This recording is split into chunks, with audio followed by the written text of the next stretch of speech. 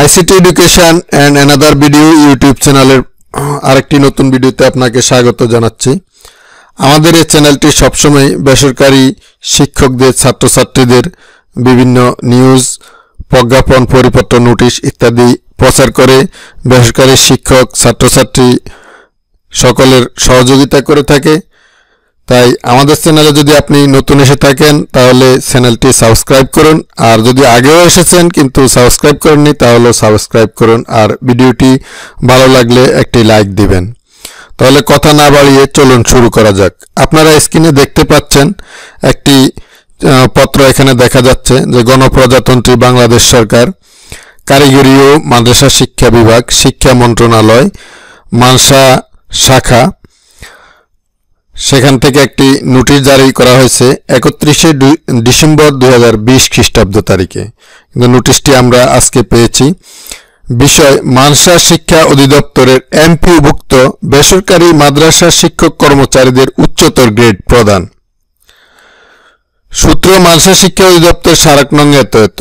উপযুক্ত বিষয় ও সূত্রের পত্রের প্রেক্ষিতে জানানো যাচ্ছে যে বেসরকারি শিক্ষা প্রতিষ্ঠান মাদ্রাসা জনবল কাঠামো ও এমপিও নীতিমালা 2018 এর 15(5) অনুচ্ছেদে শিক্ষা প্রতিষ্ঠানে কর্মরত শিক্ষক কর্মচারীগণ তাদের এমপিওভুক্তির তারিখ হতে 10 বৎসর সন্তোষজনক চাকরি পূর্ণ হলে পরবর্তী উচ্চতর বেতন গ্রেড প্রাপ্য হবেন মর্মে উল্লেখ আছে। খ. প্রতিদিন বিপুল সংখ্যক সেবা প্রার্থী উচ্চতর গ্রেড প্রার্থীর আবেদন করছেন, কিন্তু কোনো সুনির্দিষ্ট ও সুস্পষ্ট নির্দেশনা না থাকায় আবেদন নিষ্পত্তি করা সম্ভব হচ্ছে না। উল্লেখ্য যে একই বিষয়ে মাধ্যমিক ও উচ্চ শিক্ষা বিভাগ কর্তৃক স্মারক নং এত তারিখ 7 জুন 2020 খ্রিস্টাব্দ এর মাধ্যমে অর্থ মন্ত্রণালয়ের স্পষ্টীকরণ মাধ্যমিক ও উচ্চ শিক্ষা অধিদপ্তরকে যথাযথ নির্দেশনা প্রদান করা হয়েছে। গ. কিন্তু একইরূপ মাদ্রাসা কারিগরি ও মাদ্রাসা শিক্ষা বিভাগ থেকে মানসা শিক্ষা অধিদপ্তরকে সুস্পষ্ট বা সুনির্দিষ্ট নির্দেশনা না দেয়ায় সেবা প্রার্থী উচ্চতর গ্রেড প্রাপ্তির আবেদন নিষ্পত্তি করা সম্ভব হচ্ছে না। 2 নম্বরে এমপিওভুক্ত বেসরকারি মাদ্রাসার শিক্ষক কর্মচারীগণের উচ্চতর গ্রেড প্রদান বিষয়ে সুস্পষ্ট ও সুনির্দিষ্ট নির্দেশনা প্রদানের জন্য মহোদয় কর্তৃক টিএমইডিকে অনুরোধ জানানো হয়েছে। 3. উল্লেখ্য, বেসরকারি শিক্ষা প্রতিষ্ঠান মাদ্রাসা জনবল কাঠামো এমপিও নীতিমালা 2018 23 নভেম্বর 2020 পর্যন্ত সংশোধিত এর 11(5) অনুচ্ছেদে উল্লেখ আছে, শিক্ষা প্রতিষ্ঠানে কর্মরত শিক্ষক কর্মচারীগণ তাদের এমপিওভুক্তির তারিখ হতে 10 বৎসর সন্তোষজনক চাকরি পূর্ণ হলে পরবর্তী উচ্চতর গ্রেড প্রাপ্য হবেন এবং পরবর্তী 6 বছর পর একইভাবে পরবর্তী উচ্চতর গ্রেড প্রাপ্য হবেন। তবে উল্লিখিত স্কেল প্রাপ্তির ক্ষেত্রে একই স্কেলে যথাক্রমে 10 বছর ও 6 বছর চাকরি পূর্ণ হতে হবে। সমগ্র চাকরি জীবনে 2টির বেশি উচ্চতর গ্রেড টাইম স্কেল যে নামেই অভিহিত হোক না কেন প্রাপ্য হবেন না। 4.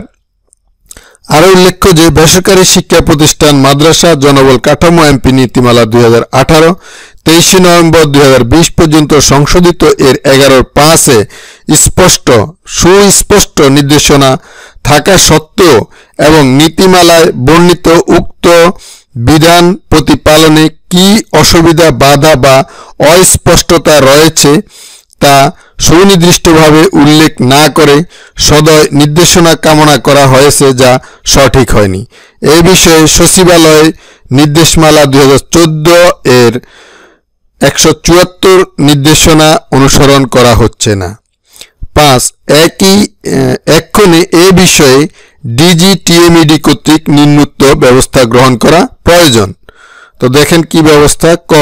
বেসরকারি শিক্ষা প্রতিষ্ঠান মাদ্রাসা জনবল কাঠামো ও এমপিও নীতিমালা 2018 তে 15(5) অনুচ্ছেদ বিধান অনুসরণ এবং বাস্তবায়নে কি কি প্রতিবন্ধকতা রয়েছে তা সুনির্দিষ্টভাবে উল্লেখ করে পত্র প্রেরণ করতে হবে। অর্থাৎ মাদ্রাসা অধিদপ্তর মাদ্রাসা শিক্ষা বিভাগকে, মন্ত্রণালয়ের মাদ্রাসা শিক্ষা বিভাগকে কি কি প্রতিবন্ধকতা আছে এ বিষয়ে অবহিত করে পত্র প্রেরণ করতে হবে। খ, মাদ্রাসা শিক্ষা অধিদপ্তরের কর্মপরিধি 6 অনুচ্ছেদ মতে ডিজিটিএমইডি এর এখতিয়ার সংক্রান্ত বিধায় এ বিষয়ে ব্যবস্থা গ্রহণ ক্রমে টিএমইডিকে অবহিত করুন।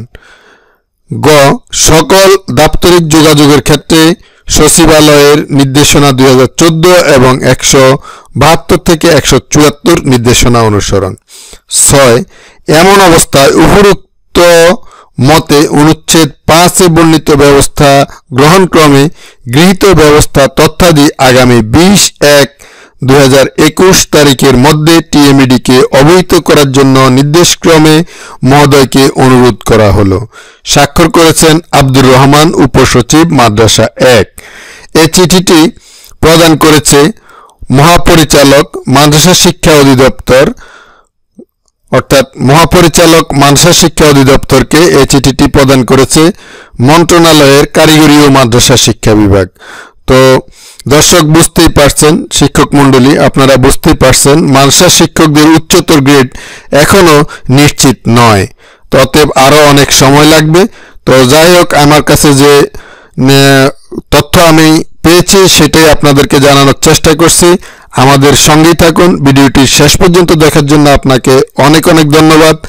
ভিডিওটি যদি তথ্য নির্ভর বা ভালো মনে করেন তাহলে ভিডিওটিতে অবশ্যই একটি লাইক দিবেন এবং শেয়ার করবেন আপনার ফেসবুক পেজে।